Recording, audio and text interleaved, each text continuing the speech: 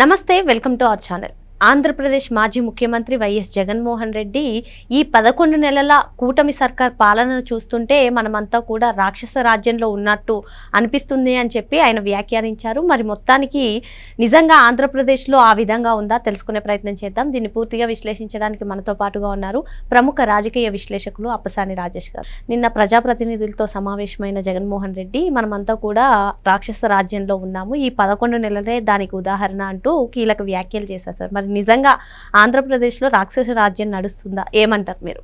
అంటే జగన్మోహన్ రెడ్డి గారి ఉద్దేశం ఏంటి అంటే, తనలాంటి రాక్షసత్వాన్ని ప్రదర్శించిన రాజకీయ నాయకుడిని ఇంకా ఈ రాష్ట్రంలో ఈ ప్రభుత్వం ఉండనిస్తుంది కదా, తాను ఎన్ని తప్పులు చేసినా, ఎన్ని ఉల్లంఘనలకు పాల్పడ్డా, ఎంత అవినీతి చర్యలకు పాల్పడ్డా, తన అధికారాన్ని దుర్వినియోగం చేసి ఎంత క్రూరత్వాన్ని ప్రదర్శించినా సరే ఇప్పటికీ ఇంకా స్వేచ్ఛాయుత వాతావరణంలో నా రాజకీయ కార్యకలాపాలు నేను యథావిధిగా కొనసాగించుకోగలుగుతున్నా కదా,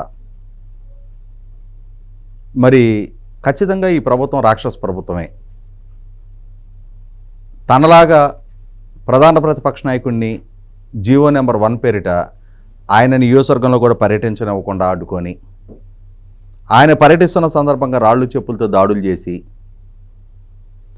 ఆయన పర్యటిస్తున్న సందర్భంగా నందిగామలో, ఎర్రగొండపాలెంలో, అంగళ్ళ దగ్గర కూడా రాళ్లతో దాడి చేసి, అటువంటి దాడులు సంస్కృతి లేకుండా ఇప్పుడు జగన్మోహన్ రెడ్డి గారు మాత్రం చాలా స్వేచ్ఛగా సంచరించగలుగుతూ ఉన్నాడు. కాబట్టి ఇది రాక్షస రాజ్యమే. జగన్మోహన్ రెడ్డి గారు ఆయన ముఖ్యమంత్రిగా ఉన్న రోజున ఆయన రాష్ట్రంలో ఎక్కడికి పర్యటించాలి అన్నా కూడా ఏం చేసేవాడు? మొట్టమొదట ఆ ప్రాంతంలో చెట్లన్నీ నరికించేసేవాళ్ళు, రోడ్ల మీద బ్యారికేడ్లు కట్టేవాళ్ళు, పరదాలు కట్టేవాళ్ళు, వేల మంది పోలీసులు పహరా కాసేవాళ్ళు. అప్పుడు కానీ ఆయన ఇంట్లో నుంచి కాలు బయటపెట్టి పర్యటన చేయగలిగేవాడు కాదు. కానీ ఇవాళ చెట్లు నరకటంలా, ఈరోజు బ్యారికేడ్లు లేవు, ఇంకా షట్టర్లు మూసేవాళ్ళు, స్కూళ్ళకి సెలవులు ఇచ్చేవాళ్ళు, ఇవేమీ లేకుండానే మరి రాష్ట్రం మొత్తం విస్తృతంగా పర్యటిస్తున్నాడు కదా. కాబట్టి ఇది రాక్షస రాజ్యమే. మరి తాను అధికారంలో ఉండగా చాలామంది నాయకులను అరెస్టులు చేయించాడు. అరెస్టులు చేయించే క్రమంలో ఒక్కరి విషయంలో కూడా ఒక డ్యూ ప్రాసెస్ అనేది ఉంటుంది. ఒక నాయకుడి మీద ఒక ఆరోపణ వచ్చింది అని ప్రభుత్వం ఫీల్ అయితే మొట్టమొదటగా ఆ నాయకుడికి నోటీస్ ఇచ్చి ఆ నాయకుడిని విచారణకు పిలిచి, మీ మీద ఈ విధమైన ఆరోపణలు వస్తూ ఉన్నాయి, దీనికి మీ వివరణ ఏంటి అని చెప్పని అడగాలి. అతను ఇస్తున్న వివరణతో సంతృప్తి చెందకపోతే వీళ్ళ దగ్గర ఉన్న డాక్యుమెంట్లు ఎవిడెన్స్ ఎదురుగా పెట్టి క్రాస్ చెక్ చేసుకోవచ్చు. క్రాస్ ఎగ్జామిన్ చేసుకునే అధికారం ప్రభుత్వానికి ఉంది, విచారణ అధికారులకు ఉంది. ఈ ప్రొసీజర్ ఫాలో అయిన తర్వాత అతని వివరణ సంతృప్తికరంగా లేదు అనుకున్నా, అతని విచారణకు సహకరించలేదు అనుకున్నా, అప్పుడు అరెస్ట్ చేసే అధికారం, end of the day arrest చేసే అధికారం పోలీసులకు ఉంటుంది.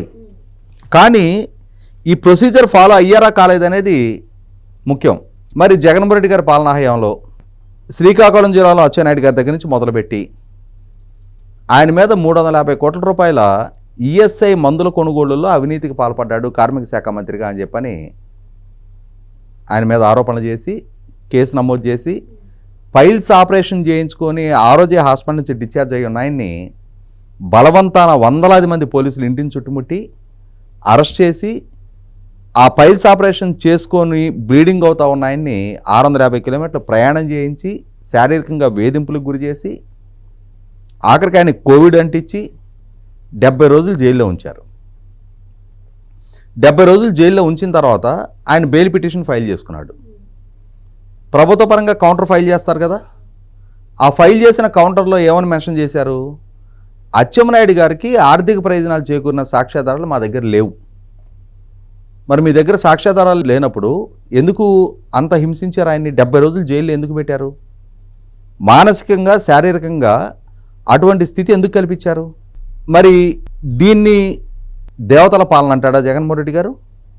ఇప్పుడు జరుగుతున్నది రాక్షస పాలన అంటున్నాడు కదా, మరి ఆయన పాలనని దేంతో పోల్చాలి?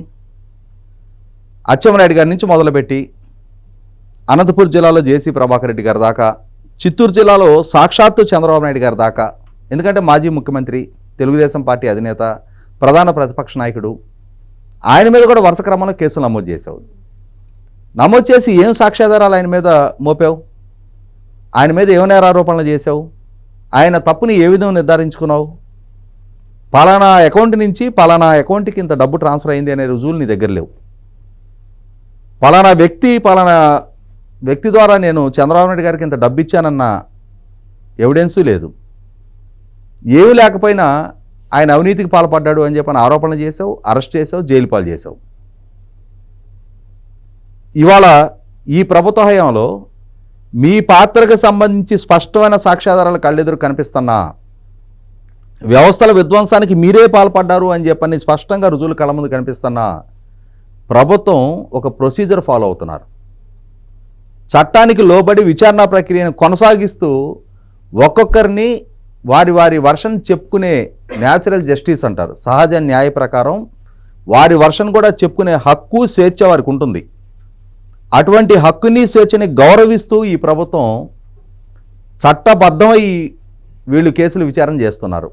ఈవెన్ చంద్రబాబు నాయుడు గారు కూడా అన్నారు కదా సార్, తిరుపతి లడ్డు విషయం నాకు లడ్డు లాంటి అవకాశం, కానీ నేను ఎప్పుడు అలాంటివి చెయ్యను, న్యాయపరంగానే ముందుకెళ్తామని చెప్పి ఆయన కూడా అన్నారు. ఇప్పుడు వాస్తవంగా అదే.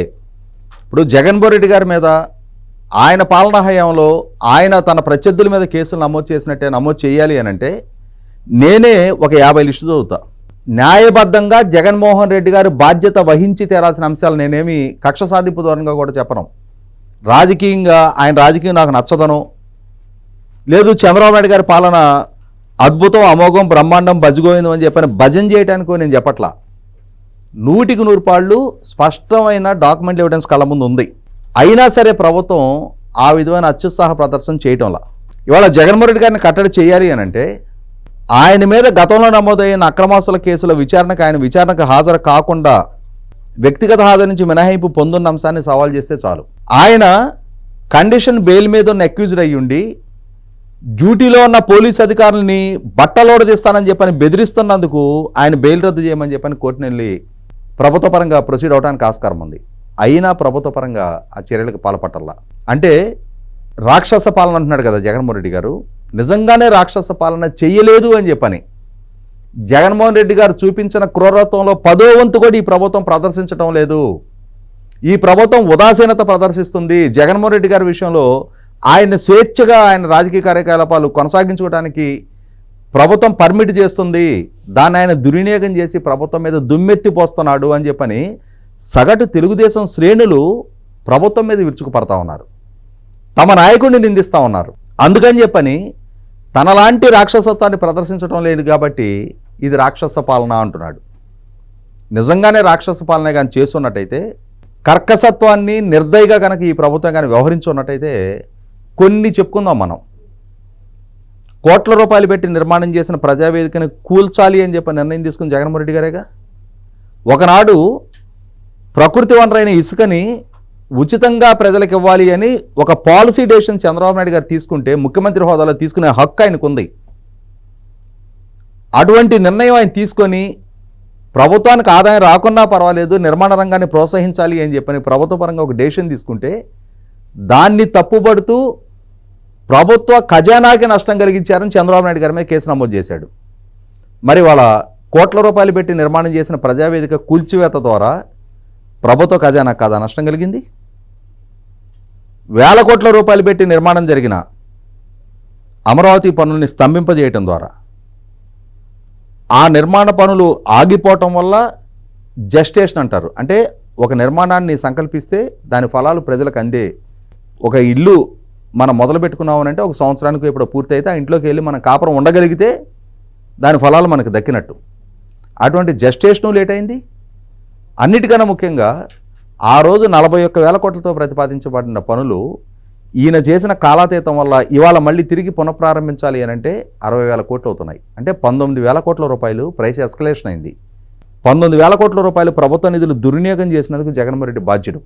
సుప్రీంకోర్టు తీర్పు ఉన్నా కూడా ప్రభుత్వ భవనాలకి తమ పార్టీ రంగులు వేసినందుకు మళ్ళీ తిరిగి సుప్రీంకోర్టు తీర్పు మేరకు ఆ రంగులు మార్చి మళ్ళీ వేరే రంగులు వేసినందుకు 2,600 కోట్ల రూపాయల దుర్వినియోగానికి పాల్పడ్డాడు.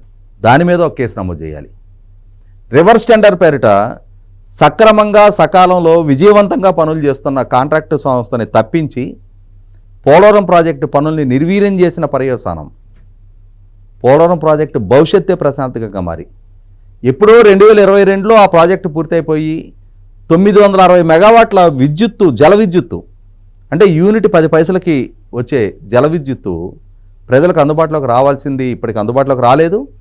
పైగా సుమారుగా 4,000 కోట్ల రూపాయలు ప్రైస్ ఎస్కలేషన్ల అదనపు భారం ప్రజల మీద పడింది.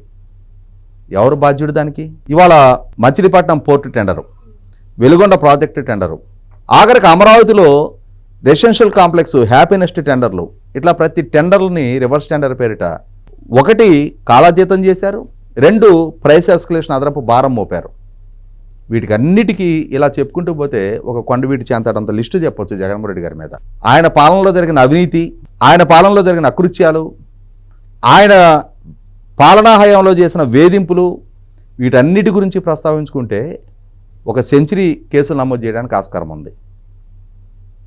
అటువంటి కక్ష సాధింపు, రాక్షసత్వాన్ని, క్రూరత్వాన్ని చంద్రబాబు నాయుడు గారు ప్రదర్శించడం లేదు కాబట్టి ఇది రాక్షస ప్రభుత్వం అన్నాడు జగన్మోహన్ రెడ్డి గారు. కానీ ప్రజలు అనుకుంటుంది ఏంటి అంటే ఈ రాక్షస రాజకీయాన్ని కొనసాగించే జగన్మోహన్ రెడ్డి గారిని ఇంకా అంతే స్వేచ్ఛగా ఆయన సంచరించనిస్తే, ఆయన మీద ఉన్న నమోదైన కేసుల్లో విచారణ వేగవంతం కాకుండా చంద్రబాబు నాయుడు గారు ఇదే ఉదాసీనత ప్రదర్శిస్తే ఏ రోజుకైనా ఈ రాక్షసత్వం వల్ల రాష్ట్రానికి ముప్పు అని చెప్పని ప్రజలు భావిస్తూ ఉన్నారు. చంద్రబాబు నాయుడు గారిది రాక్షసత్వం అని ప్రజలు ఫీల్ అవ్వట్లా. ఆ రోజు పాలకుడిగా ఉన్న ప్రజల చేత ఓడింపబడ్డా ఆనాటికి ఈనాటికి రాక్షసత్వాన్ని, క్రూరత్వాన్ని ప్రదర్శించేది జగన్మోహన్ రెడ్డి గారే అని చెప్పని ఒక స్పష్టత ప్రజలకు ఉంది. మరో అంశంతో మళ్ళీ